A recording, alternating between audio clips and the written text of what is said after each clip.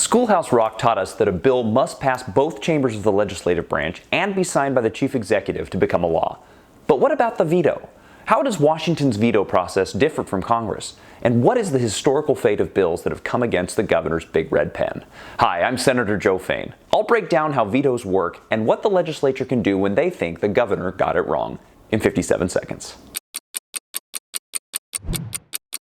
Unlike in Washington, D.C., where the president has a pocket veto, a bill in Washington can still go into effect even if the governor decides not to sign it. The governor has 5 days to sign bills that are delivered for her signature within 5 calendar days of the end of session, excluding Sundays. She has 20 days to sign bills passed after that point, or they become law automatically.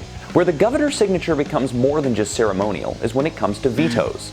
A governor has the option of striking down an entire bill, or they can veto only a specific section, which is called a partial veto.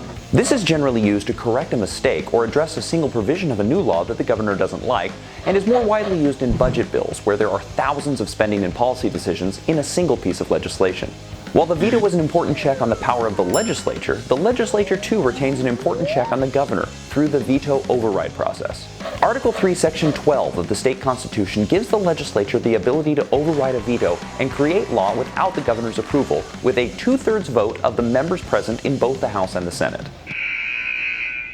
Partial vetoes are used almost every year and usually have minor significance. However, this year, Governor Jay Inslee fully vetoed 27 bills, including 2 I sponsored, after threatening to do so late in session if lawmakers couldn't agree on the changes to the existing biennial budget before the end of the regular session.